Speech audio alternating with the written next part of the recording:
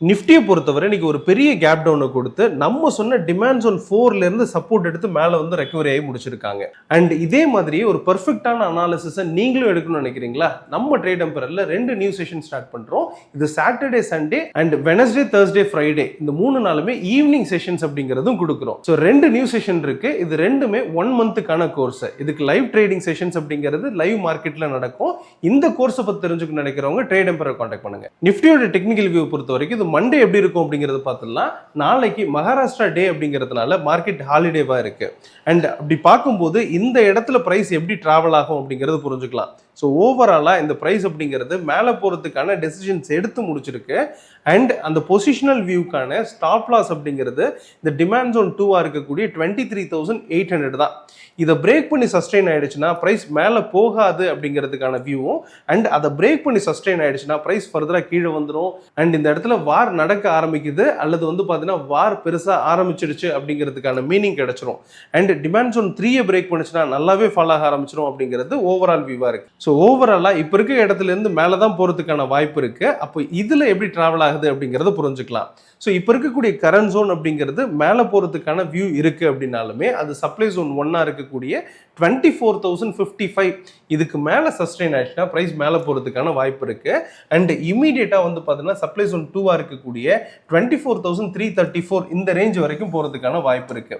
And இதையும் break பண்ணிச்சுன்னா ஃபர்தராக மேலே போகும். அப் டு வந்து பார்த்தீங்கன்னா இந்த சப்ளை ஜோன் 3ஆ இருக்கக்கூடிய 24,600 வரை போகிறதுக்கான வாய்ப்பு இருக்கு. பட் இது கொஞ்சம் பெரிய ஜோன், இமீடியட்டாக போகும் அப்படின்றத நம்ம எதிர்பார்க்க முடியாது. ஆக்சுவலாக இந்த மார்க்கெட் வந்து அங்கிருந்து மேலே போக வேண்டியது ஏன் கீழே வந்துச்சு அப்படின்னு பார்த்தீங்கன்னா, எஸ்டர்டே வந்துட்டு பார்த்தீங்கன்னா யூஎஸ் பிரசிடென்ட் ட்ரம்ப் என்ன சொல்லியிருக்காருன்னா ஈரான் மேலே தாக்குதல் நடத்துறதுக்கு ரெடியாக இருக்கும் அப்படின்றத அனௌன்ஸ் பண்ணியிருந்தாரு.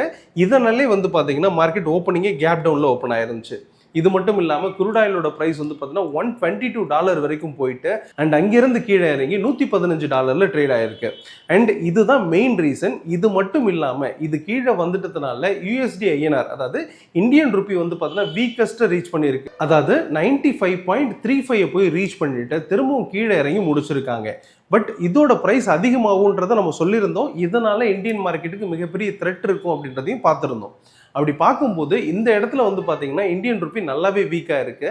இதனால எஃப்ஐ வந்துட்டு பார்த்தீங்கன்னா செல் பண்ணிக்கிட்டே வருவாங்க. ஆல்ரெடி எஸ்டர்டேவும் செல் தான் பண்ணியிருக்காங்க. அப்படி பார்க்கும்போது இன்னும் ஃபர்தராக மார்க்கெட்டில் எஃப்ஐ செல் பண்ணுறதுக்கான வாய்ப்பு இருக்குது அப்படிங்கிறதுனால ஃபர்தராக வீக்னஸ் அப்படிங்கிறது இருக்குது அப்படிங்கிறதையும் புரிஞ்சுக்கலாம்.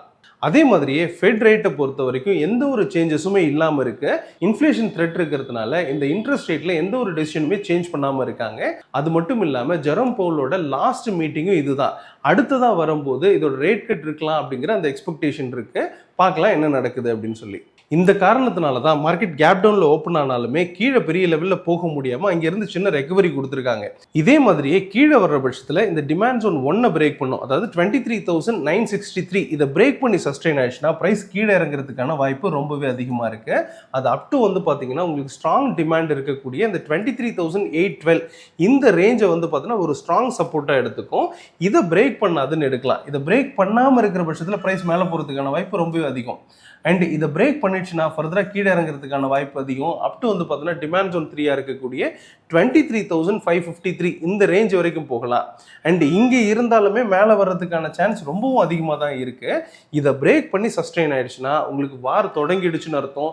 ஃபர்தராக இது கீழே போகிறதுக்கான வாய்ப்பு எடுத்துரும் அப்படிங்கிறதையும் புரிஞ்சுக்கலாம். ஸோ ஓவராலாக இங்கே இருக்கக்கூடிய இடத்துலேருந்து மேலே தான் போகணும்னாலுமே அது சப்ளை ஜோன் 1 பிரேக் பண்ணுச்சுன்னா மேலே போயிடும் அப்படிங்கிறதும், சப்போஸ் டிமாண்ட் ஜோன் 1 பிரேக் பண்ணுச்சுன்னா கீழே வரும். அண்ட் கீழே வந்தாலுமே மேலே போகிறதுக்கான வாய்ப்பு ரொம்பவே அதிகமாக இருக்குது. ஒன்ஸ் இந்த டிமாண்ட் ஜோன் 3 பிரேக் பண்ணால் மட்டும்தான் வீக் ஆகிடும். அண்ட் ஃபர்தராக பெருசாக ஃபால் ஆகிறதுக்கான வாய்ப்பும் இருக்குன்னு புரிஞ்சுக்கலாம். குரூட் ஆயிலோட கரண்ட் ப்ரைஸ் பொறுத்த வரைக்கும் இந்த ஹையஸ்ட் ப்ரைஸை போய் ரீச் பண்ணிட்டு திரும்பவும் கீழே வந்துட்டு சின்ன ரெக்கவரி கொடுத்துருக்காங்களே தவிர மார்க்கெட் ஸ்டில் வந்து பார்த்தீங்கன்னா அந்த கரெக்ஷன்ஸ் கீழே கொடுத்துட்டு தான் இருக்குது அப்படிங்கிறதா இப்போ இருக்கக்கூடிய வியூவாக இருக்குது.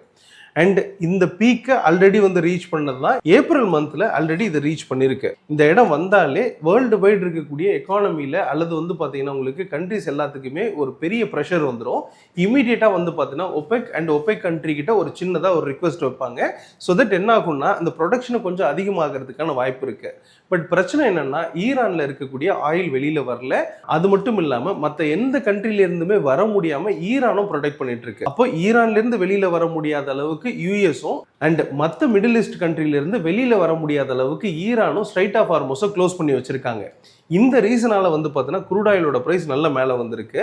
இதுல என்ன ஆக்ஷன்ஸ் எடுப்பாங்க அப்படிங்கறத பொறுத்து தான் இதோட பிரைஸ் கீழே வரதுக்கான வாய்ப்பு இருக்கு. அப்படி பார்க்கும்போது டைரக்டா அந்த நியூஸை வச்சே நம்ம ட்ரேட் பண்ண முடியும்னா கண்டிப்பா முடியாது. ஸோ அப்போ அதுக்கு லெவல்ஸ் அப்படிங்கிறது வேணும் இல்லையா? அப்போ அந்த லெவல்ஸை வச்சு தான் நம்ம ட்ரேட் பண்ணணும். அப்படி பார்க்கும்போது இப்போ இருக்கக்கூடிய கரண்ட் ஜோன் அப்படிங்கிறது இந்த கரெக்ஷன்ஸ் கண்டினியூ ஆகலாம் அப் டு வந்து பார்த்தோன்னா இந்த டிமாண்ட் ஜோன் 1 இருக்கக்கூடிய 9673 இந்த ரேஞ்ச் வரைக்கும் வர்றதுக்கான வாய்ப்பு ரொம்பவே அதிகமாக இருக்குது அப்படிங்கிறத புரிஞ்சுக்கலாம்.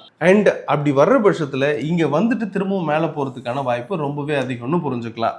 அல்லது இந்த இடத்துல இருந்து மேலே போகணும் அப்படின்னு பார்த்தீங்கன்னா உங்களுக்கு இந்த சப்ளை ஜோன் 1 பிரேக் பண்ணுச்சுன்னா ப்ரைஸ் வந்து மேலே போகிறதுக்கான வாய்ப்பு இருக்குனாலுமே இந்த இடத்துல என்ட்ரிக்கான கன்ஃபர்மேஷன் கிடையாது.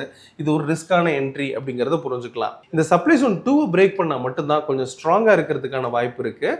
அப் டு வந்து பார்த்தீங்கன்னா இந்த சப்ளை ஜோன் 3 வரைக்கும் போகிறதுக்கான வாய்ப்பு இருக்குது. அதாவது 10,540 இந்த ரேஞ்ச் வரைக்கும் போகும். அண்ட் அதையும் பிரேக் பண்ணுச்சுன்னா இந்த வருஷத்தோட ஹையாக இருக்கக்கூடிய 10,985 வரைக்கும் போகிறதுக்கான வாய்ப்பு இருக்குது. அதுவும் எக்ஸ்பெக்டட் தான். சப்போஸ் இந்த ப்ரைஸ் கீழே வர்ற பட்சத்தில் அது டிமாண்ட் ஜோன் 1 பிரேக் பண்ணிடும். அதாவது 9673 பிரேக் பண்ணிடும். அதை பிரேக் பண்ணிச்சுன்னா ஃபர்தராக கீழே இறங்குறதுக்கான வாய்ப்பு இருக்குது. கீழே வந்தாலுமே திரும்ப மேலே போகிறதுக்கான வாய்ப்பு இந்த இடத்துலையும் இருக்குது. அதாவது இந்த இடத்துலையுமே பியர்ஸ் தான் கண்ட்ரோல் எடுத்துட்டாங்கன்னு சொல்ல முடியாது. வர்றது எல்லாமே ஒரு கரெக்ஷனுக்காக வருது அப்படிங்கிறது தான் ஓவரால் வியூவாக இருக்குது. அண்ட் இதை பிரேக் பண்ணுச்சுன்னா ஃபர்தராக வீக் ஆகிறதுக்கான வாய்ப்பு இருக்குது. பியர்ஸோட கண்ட்ரோலும் கொஞ்சம் மூவ் ஆகிறதுக்கான வாய்ப்பு இருக்குது. அதாவது 9310 பிரேக் பண்ணுச்சுன்னா 8754 வரைக்கும் வரதுக்கான வாய்ப்பு இருக்குது. அண்ட் இதை பிரேக் பண்ணுச்சுன்னா ஃபர்தராக கீழே போகும் அப்படிங்கிறதும் எக்ஸ்பெக்டேஷனாக இருக்குது. ஸோ ஓவராலாக கரண்ட் ஜோன்லேருந்தே மேலே போகும்னாலுமே இந்த சப்ளை ஜோன் 2க்கு மேலே தான் ரொம்பவே ஸ்ட்ராங்காக இருக்குது. அதை பிரேக் பண்ணுச்சுன்னா ஃபர்தராக மேலே போகும் அப்படிங்கிறதும் வியூவாக இருக்குது. சப்போஸ் இந்த டிமாண்ட் ஜோன் 1 பிரேக் பண்ணுச்சுன்னா கீழே வந்துடும். அது up to demand zone 2 and அதையும் பிரேக் பண்ணுச்சுன்னா டிமாண்ட் ஜோன் 3 வரைக்கும் வரும் அப்படிங்கிறது எக்ஸ்பெக்டேஷனாக இருக்குது.